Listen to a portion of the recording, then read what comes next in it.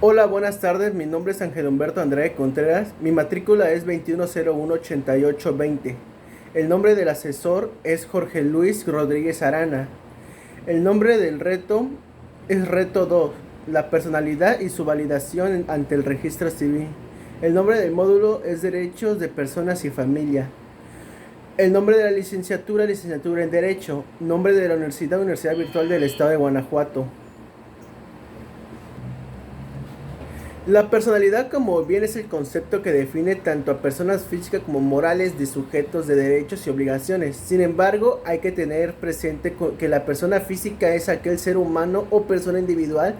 La capacidad de la persona física como sujeto de derechos y obligaciones es fundamentado en el artículo 22 del Código Civil Federal, el cual interpreta lo siguiente: la capacidad jurídica de las personas físicas se adquiere por el nacimiento y se pierde por la muerte. Pero desde el momento en que un individuo es concebido, entra bajo la protección de la ley y se le tiene por nacido para los efectos declarados en el presente código. Esta capacidad es igual para hombres y mujeres, tal como lo refiere el artículo segundo del ordenamiento mencionado. Los atributos de la personalidad son los siguientes: nombre, domicilio, estado civil y capacidad. Esos atributos son indispensables para la persona física. Al mismo tiempo, esos atributos son consagrados en el ordenamiento jurídico conocido como Código Civil, tanto federal como la legislación de las entidades federativas que conforman la República Mexicana.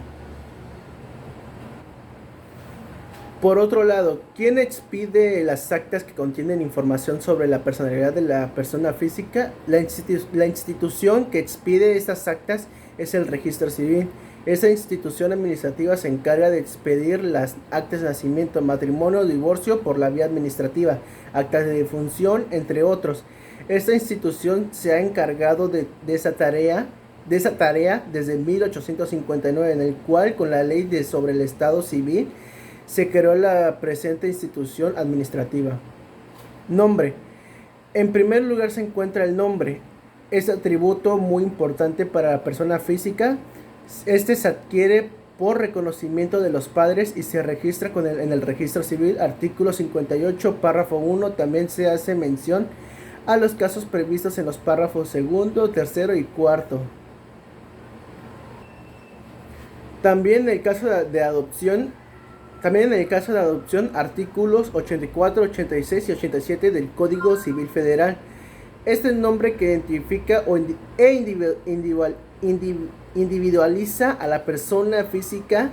Se divide del nombre propio y apellidos paternos y maternos. Se recalca que nombres, por decirlo absurdos o fuera del sentido, quedaron prohibidos conforme a la legislación de la entidad federativa.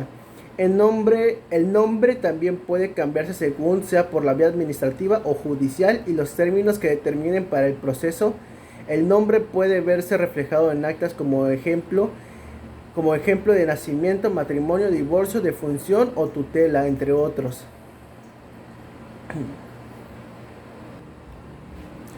Domicilio. Según el artículo 29 del Código Civil Federal, párrafo 1, se interpreta lo siguiente: el domicilio de las personas físicas en el lugar donde residen habitualmente y, a falta de este lugar, el lugar del centro principal de sus negocios.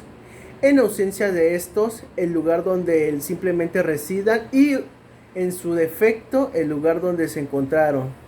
En tanto el párrafo 2 se presume que una persona reside habitualmente en un lugar cuando permanezca en él más de 6 meses. El domicilio viene a ser igual tanto para las personas físicas como las personas morales. Es importante recalcar que en el domicilio se puede referir a residencia habitual, es decir, donde la persona física vive o reside habitualmente. El domicilio se refleja, por ejemplo, en las actas de matrimonio, divorcio, defunción y en caso de las de nacimiento. Eso según los términos del Código Civil Federal en los artículos correspondientes. Estado civil. A lo que se respecta al estado civil es la situación o estatus en la que se encuentra la persona física, es decir, puede, como ejemplo, ser la persona en el concepto de matrimonio sea divorciada. según sea el estado, el caso del estado civil ante la sociedad o en el que representa, o en el que respecta a la nación, ante la nación, es decir, se entiende por las cualidades que define a la persona física. Ejemplo, si hablamos en lo familiar, en mi caso como estado civil sería hijo.